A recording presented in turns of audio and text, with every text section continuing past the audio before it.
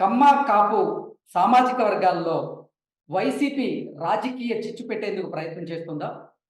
కమ్మ, కాపు నేతల మధ్య వైఎస్ఆర్‌సీపీ విద్వేషాలు రెచ్చగొట్టే ప్రయత్నం చేస్తోందా అంటే అవుననే సమాధానం ఇస్తున్నారు కొంతమంది రాజకీయ విశ్లేషకులు. ఇక ఇదే అంశానికి సంబంధించి మనతో మాట్లాడేందుకు ప్రముఖ మహిళా న్యాయవాది, అలాగే జనసేన రాష్ట్ర అధికార ప్రతినిధి రజనీ గారు మనతో ఉన్నారు. మేడంతో మాట్లాడదాం. మేడం నమస్తే అండి. నమస్తే అండి. మేడం, కమ్మ, కాపు సామాజిక వర్గాలలో విద్వేషాలు రెచ్చగొట్టే ప్రయత్నం వైసీపీ నేతలు చేస్తున్నారా? వారిద్దరిని విడగొట్టే యత్నంలో వైఎస్ఆర్‌సీపీ నేతలున్నారా అంటే ఏం చెప్తారు? సార్ ముఖ్యంగా కాపుని వైసీపీ టీడీపీ నుంచి అంటే కమ్మ నుంచి విడగొడుతుందా? రెడ్డి నుంచి విడగొడుతుందా? ఇవన్నీ నాకు తెలీదు కానీ సార్, హ్మ్. కాపు ఎక్కడుంటే అక్కడే విజయం.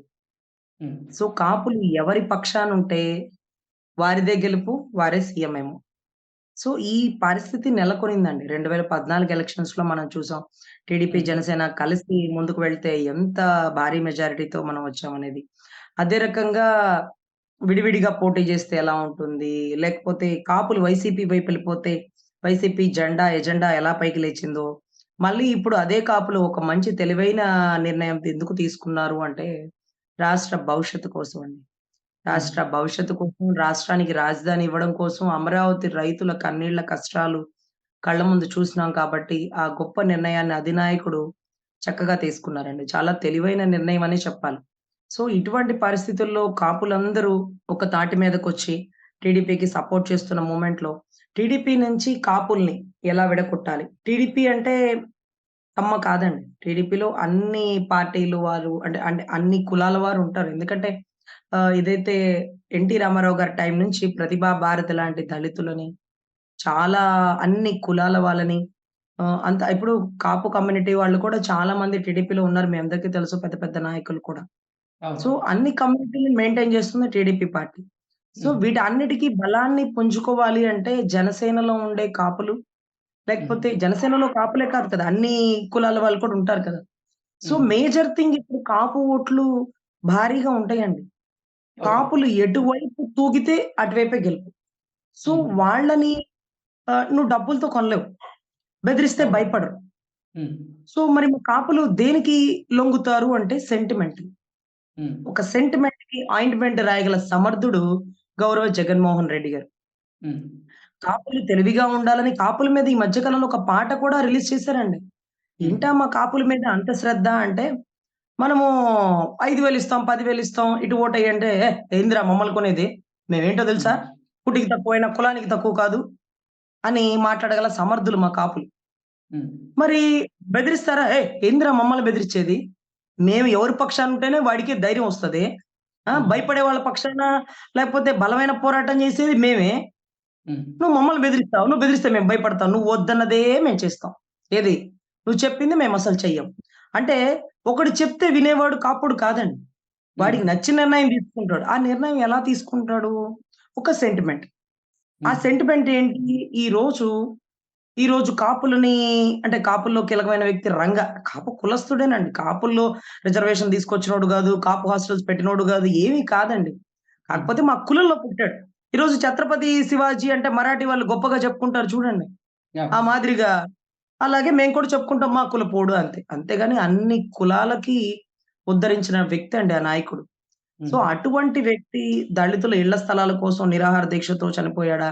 లేకపోతే అసలు చావు వెంటాడుతూనే ఉందా 3 సంవత్సరాల నుంచి? అదే రకంగా కమ్మ, కాపుకి గొడవ ఎందుకొస్తుందండి? ఎందుకంటే ఆయన ఇష్టపడి ఒక కమ్మమ్మాయిని పెళ్లి చేసుకుంటే, హ్మ్. అన్నదమ్ములు చావు కోరతారు, బామ్మర్దులు బతుకు కోరతారన్నట్టుగా, ఆయన హ్మ్. వెనకాల కమ్మోళ్ళు మొత్తం తిరిగేవాళ్ళు. బావ, బావ, బావ, బావ అనుకుంటా రంగా గారి చుట్టూ. హ్మ్. మరి బామ్మర్దులు బతికే కోరుతారు కదా మరి. మరి ఎగ్జాక్ట్‌లీ. కమ్మలెప్పుడు ఎలా శత్రువులవుతారు? కమ్మ యాహ్! అంటే ఆయనకు కోపం ఉంటే కమ్మమ్మాయిని ఎందుకు పెళ్లి చేసుకుంటాడు? హ్మ్. సో, ఇప్పుడు ఇటువంటి ఎగ్జాక్ట్‌లీగా యాహ్! అంటే రానున్న ఇటు ఎన్నికల్లో టీడీపీ, జనసేన కలిసి పోటీ చేయబోతుంది. ఈ నేపథ్యంలో అంటే కాపు సామాజిక వర్గం మొత్తం గూడా జగన్మోహన్ రెడ్డికి దూరం అయ్యి, ఇటు జనసేనకు, అటు టీడీపీకి దగ్గరవుతుందని భావించినటువంటి జగన్మోహన్ రెడ్డి, కాపు వర్సెస్ కమ్మ అనేటువంటి ఒక అంశాన్ని తెర వెనక్కి తీసుకొచ్చి, ఈ 2 కులాల మధ్య చిచ్చు పెట్టే ప్రయత్నం చేస్తున్నారు. అందులో భాగంగానే అంబటి రాంబాబుతో కొన్ని వ్యాఖ్యలు చేసే ప్రయత్నం చేశారని ఒక వార్త బయటకొస్తుంది. ఇంకొక వార్త ఏంటంటే, అసలు పవన్ కళ్యాణ్ గారికి జగన్మోహన్ రెడ్డి భారీ స్కెచ్ వేశారు. అది ఏంటంటే 2 పవన్ కళ్యాణ్‌కి పోటీగా జగన్మోహన్ రెడ్డి 2 ఆయుధాలను సిద్ధం చేశారు. ఆ ఆయుధాలే ముద్రగడ పద్మనాభం గారు, అలాగే జేడీ లక్ష్మీనారాయణ గారు. వాళ్ళిద్దరిని పవన్ కళ్యాణ్‌కి పోటీగా తెర మీదకి తీసుకొచ్చారు జగన్మోహన్ రెడ్డి అంటూ కూడా ఇప్పుడు ఒక వార్త సోషల్ మీడియాలో చక్కర్లు కొడుతున్న నేపథ్యంలో వీటిని ఎలా చూడొచ్చసలు? అంటే కాపు వర్సెస్ కాపుగానా? లేకపోతే కాపు వర్సెస్ కమ్మగానా? అసలేంటి? ఈ అంశాన్ని ఎందుకు తెర మీదకి తీసుకొచ్చారు? సార్ ఒకటి గుర్తుపెట్టుకోండి. 'ముద్రగడ' అనేవాడు వెలుగులోకొచ్చింది కేవలం రంగా గారి పేరు చెప్పుకొని. హ్మ్.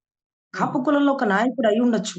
గతంలో టీడీపీ పార్టీతో కలిసి ఎమ్మెల్యేగా పోటీ చేసి గెలిచిన వ్యక్తి ముద్రగడ గారు. కాపు రిజర్వేషన్ గురించి పోరాడారు. ఏం పాపం పొట్టి శ్రీరాములు గారు ఆంధ్ర రాష్ట్రం విభజన కోసం నిరాహార దీక్ష చేసి చనిపోయే ప్రయత్నం దాకా వెళ్ళినారు గదా! హ్మ్. మరేం పాపం పోటుగాడైనటువంటి ముద్రగడ మా కోసం చచ్చిపోవచ్చుగా! మా అందరికి రిజర్వేషన్ వచ్చుండేదిగా! హ్మ్. మేము లాయర్‌లుగా మిగిలిపోకుండా చక్కగా ఏజ్ లిమిట్‌తో సంబంధం లేకుండా మంచి రిజర్వేషన్‌తో మేము జడ్జిలయిపోయి ఉండేవాళ్ళంగా. హ్మ్. ఎంతోమంది కాపు ఆడబిడ్డలకి ఒక దేవుడుగా ఉండేవాడుగా. ఎందుకు చచ్చిపోలా? ఎవడికి వాడు రాజకీయంగా ఎదగాలనే ఒక కోరిక తప్ప, కులానికి ఏం చేశామనేది లేదండి. హ్మ్. కులానికి ఏం చేశామని లేదు. తర్వాత అన్ని కులాలకు కూడా ఏమీ చేయట్లా. ఏ కులపోడు ఆ కులపోడికే చేసుకుంటే పక్క కులాలోళ్ళు ఏమైపోతారు? పక్క కులాలోడు ఓట్లేయకుండానే వీడు గెలిచేస్తాడా? హ్మ్. అన్ని కులాలోళ్ళు కలిసి చేస్తున్నారు గదా! ఈరోజు రంగా అంటే ఒక కులం కాదండి. ఒక వర్గం కాదండి. ఒక హ్మ్. శక్తి. ఈరోజు రంగా గారు జైల్‌లో ఉండి ఒక కాపునాడు పెడితే, మహానాడుకి ధీటుగా కాపునడిగేది ఎన్టీ రామారావు గారికి ఎదురుగా విజయవాడ నడిబొడ్డులో 15,00,000 పైచిలుకొచ్చారు జనము అని మనందరం చెప్పుకుంటాం. హ్మ్. చెప్పులేనండి. ఉట్టి కింద పడిపోయిన చెప్పులే 2 లారీలయినాయట. అంటే ఆ తొక్కిసలాటలో. ఓకే. అన్ని చెప్పులు పోయినాయి. ఖాళీ కాళ్ళతో అంటే చెప్పులు లేకుండా కాళ్ళతో నడుచుకుంటూ వాళ్ళ వాళ్ళ ఊర్లకు వెళ్ళిపోయారు. అది హ్మ్. చరిత్ర. ఆ చరిత్ర చెదలు పట్టలేదండి. మా గుండెల్లో అలా చిరస్థాయిగా ఉండిపోయింది. రంగా గారి చావు ఉంది. రంగా గారి గొప్పతనం ఉంది. ఇలాంటి పనికిమాలిన మొరిగే కుక్కలను కూడా మేము చూస్తున్నామండి. కానీ ఎంత దారుణం అంటే ముద్రగడ గారు ఈరోజు కులంలో ఒక నాయకుడు బయటకొచ్చినప్పుడు హ్మ్. కులాన్ని కాపాడతాడా? లేకపోతే కులంకేమన్నా ఒరగదీస్తాడా? మనమేం చేసినాం గతంలో? ఈరోజు నువ్వేం జేశావు అని పవన్ కళ్యాణ్ అడుగుతుంటే, పవన్ కళ్యాణ్ ఇప్పుడే గదా! వచ్చింది. ఆ! హ్మ్. మీరు యజ్ఞాలు, యానాదులు ఏదో జేస్తుంటారు గదా!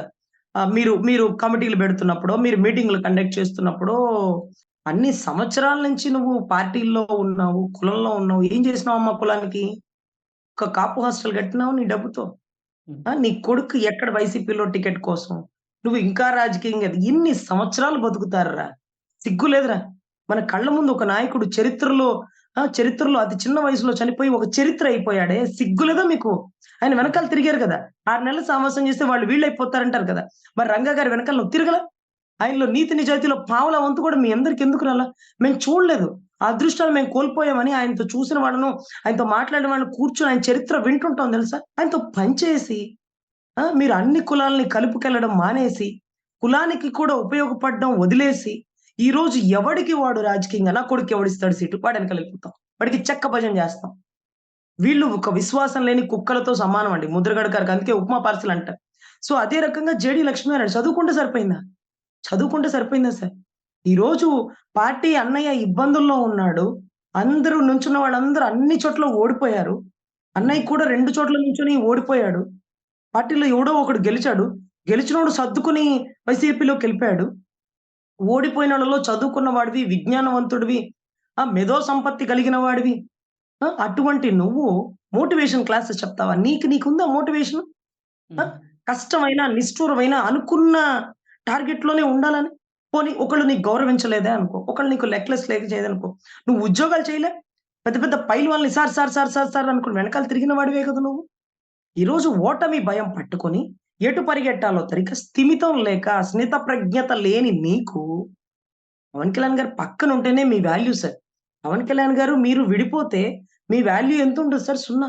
ఒకటి పక్కన నుంచుంటేనే 0 విలువ ఉంటది. 0 ఒంటరిగా ఎంత దూరం ప్రయత్నించినా అది 0నే. అన్న అనేవాడు ఒకడు నీ పక్కన లేని రోజున మీరెప్పటికి 0నే.